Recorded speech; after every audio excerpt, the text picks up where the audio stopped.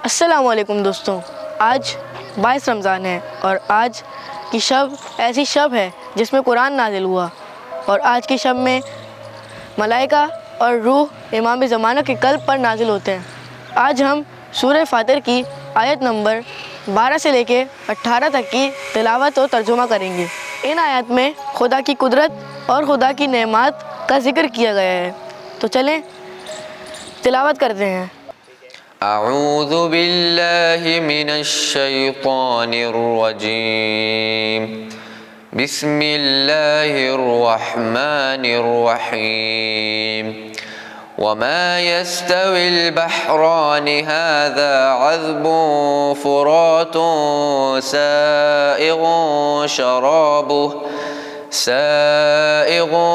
शराबुहु वहाज़ा मिल्हुन उजाज वमिन कुल्लिन तअकुलून लहमन तरिय्यन वतस्तख़रिजून हिल्यतन तल्बसूनहा वतरल फुल्क फ़ीहि मवाख़िर लितब्तग़ू मिन फ़ज़लिहि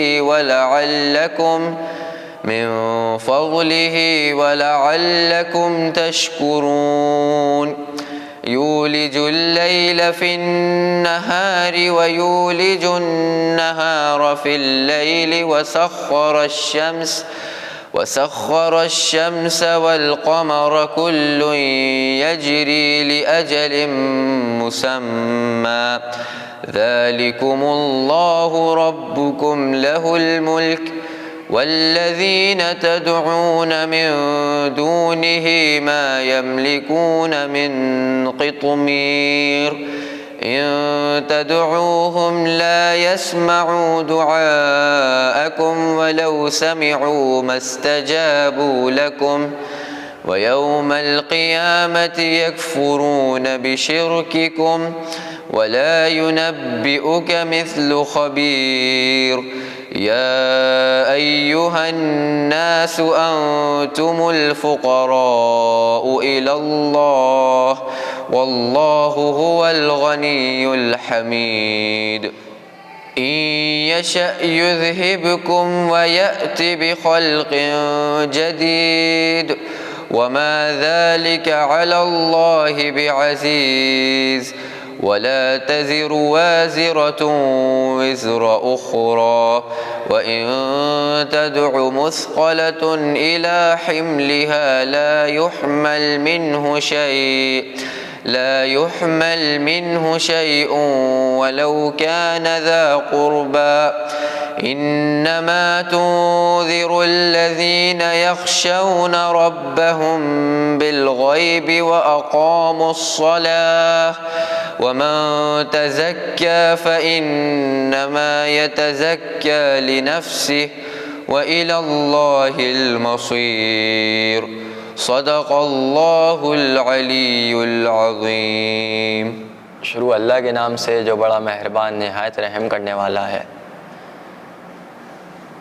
इसकी कुदरत देखो, दो समंदर बावजूद मिल जाने के यकसा नहीं हो जाते।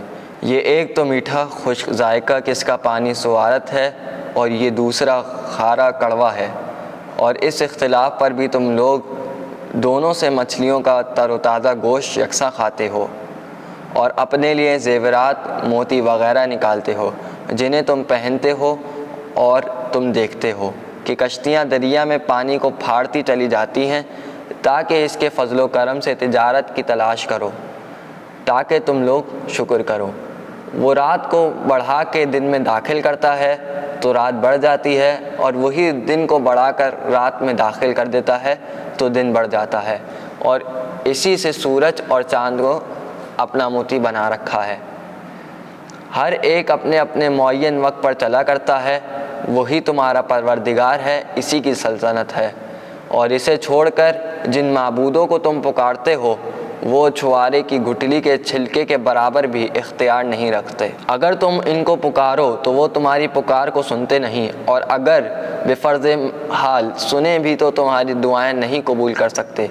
और क़यामत के दिन तुम्हारे शिर्क से इनकार कर बैठेंगे। और वाकिफ़कार शख्स की तरह कोई दूसरा इनकी पूरी हालत तुम्हें बता नहीं सकता।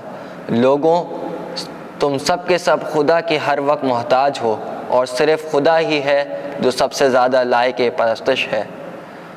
اگر وہ چاہے تو تم لوگوں کو عدم کے پردے میں لے جائے اور ایک نئی خلقت لا بیسائے، اور یہ کچھ خدا کے واسطے دشوار نہیں۔